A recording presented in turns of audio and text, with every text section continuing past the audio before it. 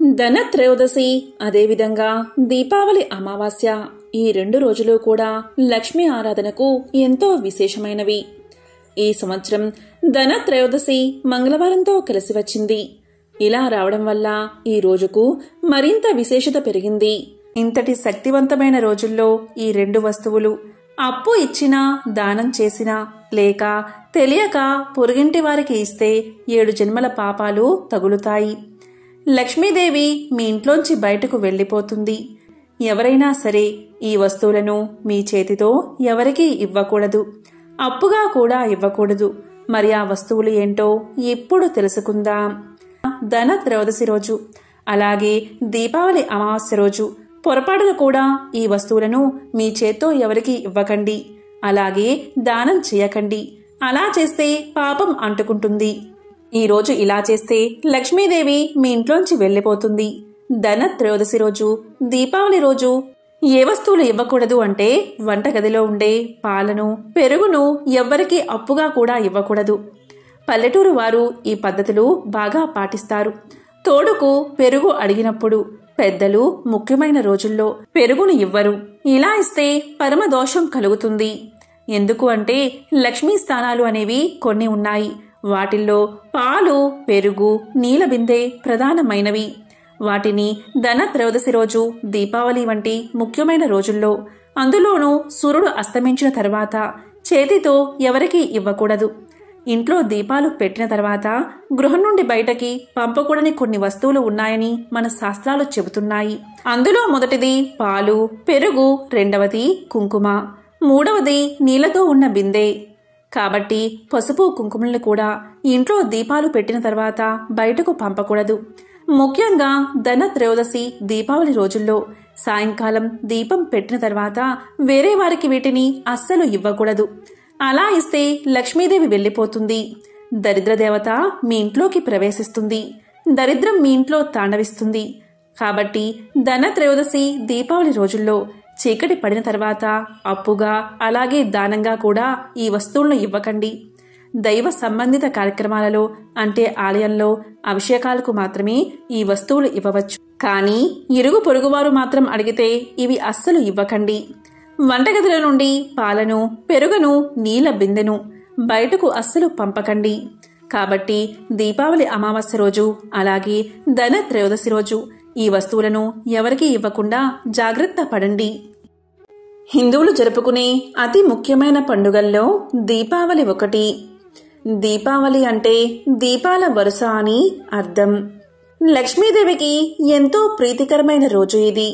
ఈ రోజు ప్రతి ఒక్కరూ లక్ష్మీదేవిని ఆరాధించి ఆమె ఆశీస్సులను పొందడానికి దీపారాధన తప్పనిసరిగా చేస్తారు. ఈ రోజు దీపారాధన చేసే సమయంలో రావి ఆకును ఉపయోగించి దీపారాధన చేస్తే చాలు, లక్ష్మీ నారాయణల అనుగ్రహం మీకు కలుగుతుంది. మన భారతీయ సంస్కృతికి అద్దం పట్టే విధంగా అత్యంత వైభవంగా జరుపుకునే పండుగలలో దీపావళి ఒకటి. ఈ రోజు శ్రీ మహాలక్ష్మిని హిందువులు భక్తి శ్రద్ధలతో కొలుస్తారు. ఈ రోజు దీపారాధనకు ఎంతో ప్రాధాన్యత ఉంది. కొంతమంది తెలిసి తెలియక ఈ చిన్న పొరపాటు చేయడం వల్ల దీపారాధన ఫలితం అస్సలు దక్కదు. చాలా మంది తెలియక దీపారాధనని భూమిపైనే వెలిగిస్తారు. దీపారాధనని ఎప్పుడూ కూడా నేలపై నేరుగా వెలిగించకూడదు. ఏదైనా ఆకుపై కానీ లేదా ప్లేట్పై కానీ దీపారాధన కుందుని ఉంచి అప్పుడు దీపారాధన చేయాలి. ఈ రోజు ముఖ్యంగా అంటే దీపావళి రోజు ముఖ్యంగా రావి ఆకు ఉంచి దానిపై ప్రమిద ఉంచి దీపారాధన చేయడం వల్ల విశేషమైన పుణ్యం మీకు లభిస్తుంది. ఎందుకు అంటే రావి ఆకు సాక్షాత్తు మహావిష్ణువు స్వరూపం. శ్రీ మహాలక్ష్మికి ఎంతో ప్రీతికరమైనది. రావి ఆకు మీద దీపారాధన కుందులను లేదా ప్రమిదలు ఉంచి దీపారాధన చేసినట్లయితే లక్ష్మీనారాయణల అనుగ్రహం మీకు కలుగుతుంది. రావి చెట్టును సాక్షాత్తు త్రిమూర్తుల స్వరూపమని పురాణాలు చెబుతున్నాయి. త్రిమూర్తుల అనుగ్రహం మీకు కలగాలి అన్నా, ఆర్థిక ఇబ్బందుల నుండి బయటపడాలి అన్నా ఎంతో పవిత్రమైన ఈ దీపావళి అమావాస్య రోజు రావి చెట్టు ఆకుల మీద ప్రమిద ఉంచి దీపారాధన చేయండి. ఇలా చేస్తే ఉత్తమ ఫలితాలు కలుగుతాయి. ఇక దీపారాధన ఎలా చెయ్యాలి అంటే రావియాకు తీసుకుని దాన్ని శుభ్రంగా కడిగి రావి చెట్టు కాడ అనేది లక్ష్మీదేవి ఫోటో వైపు ఉంచి ఆకు చివరి భాగం మన వైపు ఉండేలా చూసుకుని దాని మీద ప్రమిద పెట్టి ఆవు నెయ్యి కానీ నువ్వుల నూనె కానీ కొబ్బరి నూనె కానీ పోసి దీపారాధన చెయ్యాలి. ఇలా చేస్తే చాలు రాహు కేతు దోషాలు తొలగిపోతాయి, శని బాధలు నివారణ అవుతాయి, నవగ్రహాల అనుగ్రహం మీకు కలుగుతుంది, అఖండ ఐశ్వర్యం కలుగుతుంది, సకల దోషాలు తొలగిపోతాయి. దీపావళి రోజున మహాలక్ష్మి పూజకు ఎంతో విశిష్టత ఉంది. దీనికి సంబంధించిన ఒక కథ చెబుతారు. పూర్వం ఒకసారి దూర్వాస మహర్షి దేవేంద్రుడి ఆతిథ్యానికి వెళ్లి ఒక హారాన్ని ఇస్తాడు. ఆ హారాన్ని తిరస్కరించిన ఇంద్రుడు తన ఐరావతం మెడలో ఆ హారాన్ని వేస్తాడు. ఏనుగు ఆ హారాన్ని కాలితో తొక్కేస్తుంది. అసలే దూర్వాసుడికి కోపం ఎక్కువ.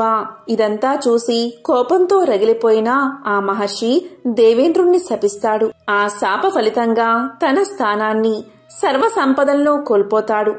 దిక్కు తోచని స్థితిలో శ్రీ మహావిష్ణువును ప్రార్థిస్తాడు. కనికరించిన శ్రీ మహావిష్ణువు ఒక జ్యోతిని వెలిగించి దానిని శ్రీ మహాలక్ష్మి స్వరూపంగా తలచి పూజించమని ఉపదేశిస్తాడు.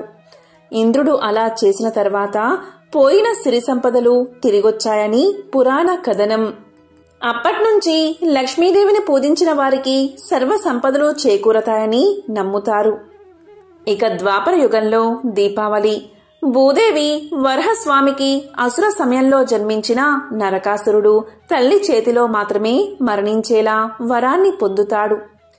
వరగర్వంతో లోకకంటకుడిగా తయారైన నరుకుడు ముల్లోకాలను పట్టి పీడిస్తాడు. నరకాసురుడి బాధలు భరించలేని దేవతలు, మునులు, గంధర్వులు శ్రీహరికి తమ గోడు వెళ్లబోసుకుంటారు. వారి మొర ఆలకించిన శ్రీ మహావిష్ణువు ద్వాపర యుగంలో కృష్ణుడిగా అవతరించి సత్యభామతో నరకాసుర సంహారం చేశాడు. నరకుడు చతుర్దశి రోజు మరణించగా ఆ తర్వాత రోజైన దీపావళి రోజు దీపాలు వెలిగించి ప్రజలు సంబరాలు చేసుకున్నారు. ఇక త్రేతాయుగంలో రావణ సంహారం తర్వాత సతీ సమేతంగా అయోధ్యకు చేరుకున్నాడు శ్రీరాముడు. అందుకే దసరాకి రావణ దహనం కార్యక్రమం నిర్వహిస్తారు. దసరా తరువాత వచ్చే పండుగ దీపావళి. రావణ సంహారం తర్వాత అయోధ్యకు చేరుకోవడంతో ప్రజలంతా దీపాలు వెలిగించి బాణాసంచా కాల్చి సంబరాలు చేసుకున్నారు. సాధ్యం త్రివర్తి సంయుక్తం వహ్నినా యోజితం మయా గృహానా మంగళదీపం త్రైలోక్య తిమిరాపహం భక్తాదీపం ప్రయచ్చామి దేవాయ పరమాత్మనే త్రాహిమాం నరకాత్ ఘోరాత్ దివ్యజ్యోతి నమోస్తుతే. 3 వత్తులు నూనెలో తడిపి అగ్నితో వెలిగించి శుభప్రదమైన 3 లోకాల చీకట్లను పోగొట్టగలిగిన దీపాన్ని వెలిగించాను. పరమాత్మునికి ఈ దీపాన్ని భక్తితో సమర్పిస్తున్నాను. భయంకరమైన నరకాన్నుంచి రక్షించే దివ్యజ్యోతికి నా నమస్కారమని ఈ శ్లోకమర్థం. దీపావళి పండుగను ఏ రోజు జరుపుకోవాలో తెలియాలి అంటే ఈ సంవత్సరం దీపావళి అమావాస్య తిథి గురించి మనకు తెలియాలి. ఈసారి దీపావళి అమావాస్య తిథి అనేది అక్టోబర్ 31వ తేదీ మధ్యాహ్నం 3:52 మొదలై నవంబర్ 1వ తేదీ రాత్రి 6:16 అమావాస్య తిథి ముగుస్తుంది. ఎప్పుడైనా సరే దీపావళి అమావాస్య అంటే రాత్రి అమావాస్య గడియలను పరిగణలోకి తీసుకోవాలి. ఎందుకంటే అమ్మవారికి దీపావళి అమావాస్య అంటే చాలా ఇష్టమైన తిథి. అక్టోబర్ 31వ తేదీ రాత్రి మాత్రమే అమావాస్య గడియలు ఉన్నాయి. నవంబర్ 1వ తేదీ రాత్రి మాత్రం అమావాస్య గడియలు లేవు. ఇలా రాత్రి సమయంలో అమావాస్య గడియలనే ప్రామాణికంగా తీసుకుంటారు. దీపావళి అమావాస్యకు సూర్యోదయ సమయంలో అమావాస్య తిథి ఉండాలి అన్న నియమం ఏమీ లేదు. ఉండొచ్చు, ఉండకపోవచ్చు. కానీ రాత్రి మాత్రం అమావాస్య గడియలు తప్పకుండా ఉండాలి. రాత్రి అమావాస్య గడియలు ఉన్న రోజే దీపావళి అమావాస్యను జరుపుకోవాలి. ఈ సంవత్సరం అంటే 2024 సంవత్సరం అక్టోబర్ 31వ తేదీ రాత్రి మొత్తం అమావాస్య గడియలు ఉన్నందున అక్టోబర్ 31వ తేదీని దీపావళిగా జరుపుకోవాలని కొంతమంది పండితులు చెబుతున్నారు. మరి కొంతమంది పండితులు సూర్యోదయంతో అమావాస్య గడియలు మరియు సాయంత్రం 6 గంటల వరకు అమావాస్య గడియలు నవంబర్ 1వ తేదీన ఉన్నాయి కాబట్టి ఈ రోజునే దీపావళి జరుపుకోవాలి అంటున్నారు. ఇలా 2 రోజులు వచ్చినప్పుడు వాదనలకు దిగకుండా ఏదో ఒక రోజు దీపావళిని జరుపుకోండి. కానీ చెప్పాలి అంటే అక్టోబర్ 31వ తేదీ రాత్రి మొత్తం అమావాస్య గడియలు ఉన్నాయి కాబట్టి ఈ రోజు దీపావళి చేసుకుంటే 100% పూజా ఫలితం మీకు దక్కుతుంది. ఇక అక్టోబర్ 31వ తేదీ లక్ష్మీదేవి అమ్మవారిని పూజించడానికి శుభముహూర్తాలు ఎప్పుడో ఇప్పుడు తెలుసుకుందాం. లక్ష్మీదేవికి వృషభ లగ్న కాలం అంటే చాలా ఇష్టం. ఈ వృషభ లగ్న కాలంలో భక్తులందరూ లక్ష్మీదేవిని విశేషంగా పూజిస్తారు. అక్టోబర్ 31, 2024న లక్ష్మీదేవిని పూజించడానికి వృషభ లగ్న ముహూర్తం వచ్చేసి సాయంత్రం 6 గంటల 25 నిమిషాల నుంచి 8 గంటల 26 నిమిషాల వరకు వృషభ లగ్న కాలముంది. ఈ సమయంలో అమ్మవారిని భక్తి శ్రద్ధలతో పూజిస్తే అఖండ లక్ష్మీ కటాక్షం కలిగి ఆ ఇంట్లో లక్ష్మీదేవి సిరుల వర్షాన్ని కురిపిస్తుంది. ఈ సమయాన్ని వృషభ లగ్న కాలమంటారు. ఈ సమయంలోనే ఈ ఇంట్లో అమ్మవారి ఫోటో ముందు దీపాన్ని వెలిగించండి. ఇంటి ముందు కూడా దీపాలు వెలిగించండి. ఇలా ఈ సమయంలో దీపాలు వెలిగించడం వల్ల మన ఇల్లు సిరి సంపదలతో భోగభాగ్యాలతో వర్ధిల్లుతుంది. లక్ష్మీదేవి మనల్ని దీవిస్తుందని పురాణాలు చెప్తున్నాయి. పంచభూతాల్లో ప్రధానమైనది అగ్ని. ఈ అగ్ని ప్రాణకోటి మనుగడకు ఉపకరించే తేజస్సును, ఆహారాన్ని, విజ్ఞానాన్ని ప్రసాదిస్తుంది. ఈ దీపాల వెలిగింపు ద్వారా 3 రంగులు ప్రధానంగా మనకు కనిపిస్తాయి. అందులో నీలము, పసుపు, తెలుపు ఈ 3 రంగులు మానవ మనుగడకు ఆవశ్యకమైనవిగా. ఈ 3 రంగులు జగతిని పాలించే లక్ష్మి, సరస్వతి, పార్వతులుగా భావిస్తారు. అంతేకాదు ఈ 3 రంగులు సత్యం, శివం, సుందరం. ఈ 3 రంగుల దీపపు కాంతి ద్వారా స్త్రీ జగన్మాతలను ఆరాధించినట్లుగా మానవులకు విజ్ఞానం, వివేకం, వినయాలకు సంకేతమని సందేశాత్మకంగా హిందువులు నమ్ముతారు. మానవుడు నరకం నుంచి తప్పించుకోవాలి అంటే, అలాగే దక్షిణాయన పాపకాలం నుంచి తప్పించుకోవడానికి జ్యోతిని దానం చెయ్యాలని చెప్తారు. అందుకుగాను ఆశ్వయుజ మాసంలో వచ్చే బహుళ చతుర్దశి, అమావాస్యలు పరమ పవిత్ర పర్వదినాలుగా భక్తులు భావిస్తారు. దీపావళికి అంతటి శక్తి ఉంది కాబట్టి ఈ దీపాన్ని ఈ వృషభ లగ్న కాలంలో ప్రతి ఒక్కరూ లక్ష్మీదేవి ముందు, అలాగే మన ఇంట్లో వెలిగించాలి. ఇక ఈ రోజు అంటే అక్టోబర్ 31వ తేదీ ప్రదోషకాల సమయం వచ్చేసి సాయంత్రం 5 గంటల 37 నిమిషాల నుంచి 8 గంటల 6 నిమిషాల వరకు ఉంటుంది. ఇక ప్రదోషకాల లక్ష్మీ పూజా సమయం వచ్చేసి సాయంత్రం 5 గంటల 37 నిమిషాల నుంచి 6 గంటల 16 నిమిషాల పాటు అంటే 40 నిమిషాల పాటు ఈ అద్భుత సమయం ఉంది. దీపావళి పండుగను జరుపుకోవడానికి ఇది అత్యంత దివ్యమైన ముహూర్తమని పురాణాలు చెప్తున్నాయి. అంటే ఈ సమయంలో లక్ష్మీదేవి ముందు, ఇంటి ముందు దీపాలు వెలిగించి దీపలక్ష్మిని పూజించాలి. ఇలా చేస్తే అష్టైశ్వర్యాలు కలుగుతాయి. అదేవిధంగా లక్ష్మీదేవి పూజకు అనువైన మహానిషిత కాలం వచ్చేసి అక్టోబర్ 31వ తేదీ రాత్రి 11 గంటల 26 నిమిషాల నుంచి 12 గంటల 16 నిమిషాల వరకు ఉంటుంది. అంటే మొత్తం కాలం 49 నిమిషాలు. ఇక ఈరోజు సింహలగ్న పూజా ముహూర్తం వచ్చేసి నవంబర్ 1వ తేదీ అర్ధరాత్రి 12 గంటల 50 నిమిషాల నుంచి 2 గంటల 56 నిమిషాల వరకు సింహలగ్న కాలముంది. ఈ సింహలగ్న కాలంలో, అలాగే మహానిషిత కాలంలో లక్ష్మీదేవిని విశేషంగా పూజిస్తారు. ఈ సమయంలో ఎవరైతే లక్ష్మీదేవిని భక్తి శ్రద్ధలతో పూజిస్తారో అలాంటి వాళ్లను ఎంతటి పేదవాళ్లైనా సరే అమ్మవారు ధనవంతులుగా చేస్తుందని పురాణాలు చెప్తున్నాయి.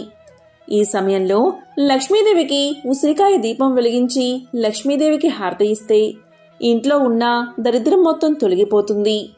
ఎందుకు అంటే ఉసిరికాయ శ్రీ మహాలక్ష్మికి ఎంతో ప్రీతికరమైనది. లక్ష్మీదేవికి ఎంతో ప్రీతికరమైన ఉసిరికాయ దీపం వెలిగిస్తే కోరిన కోరికలు తీరతాయి. ఈ మహానిశిత కాలంలో ఓం లక్ష్మీ నమో నమః, ఓం లక్ష్మీ నమో నమః అని 108 సార్లు జపిస్తే చాలు అఖండ ఐశ్వర్యం ప్రాప్తిస్తుందని పురాణాలు చెబుతున్నాయి. ఇక దీపావళి వెళ్లిపోయిన మరుసటి రోజు తెల్లవారుజామున కార్తీక పాడ్యమి స్నానాలు చేస్తారు. అలాగే కార్తీక పాడ్యమి దీపాలు వెలిగిస్తారు.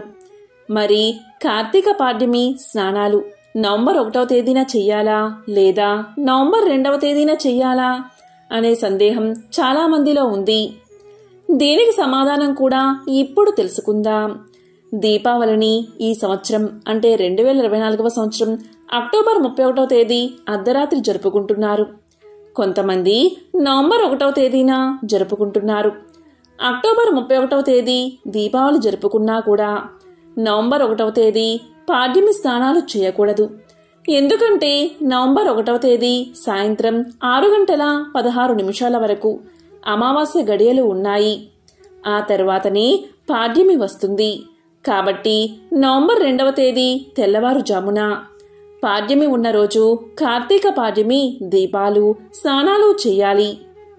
కార్తీక పాడ్యమి అనేది తెల్లవారుజామున ఉండాలి. ఆ రోజు మాత్రమే పాడ్యమి స్నానాలు ఆచరించాలి. కాబట్టి ఈసారి దీపావళి అమావాస్యను అక్టోబర్ 31వ తేదీ జరుపుకోవాలి. అలాగే కార్తీక పాడ్యమి దీపాలు స్నానాలు నవంబర్ 2వ తేదీ తెల్లవారుజామున చెయ్యాలి. అలాగే దీపాలు వెలిగించాలి, స్నానం చెయ్యాలి.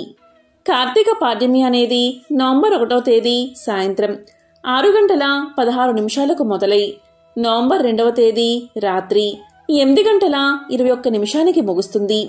అంటే నవంబర్ 2వ తేదీ తెల్లవారుజామున పాడ్యమి ఉన్నందున అందరూ కూడా పాడ్యమి స్నానాలు చేసి పాడ్యమి దీపాలు వెలిగించి కార్తీక మాసానికి స్వాగతం పలకాలి. ఓం శ్రీ మహాలక్ష్మియే నమః. ఓం శ్రీ మాత్రే నమః.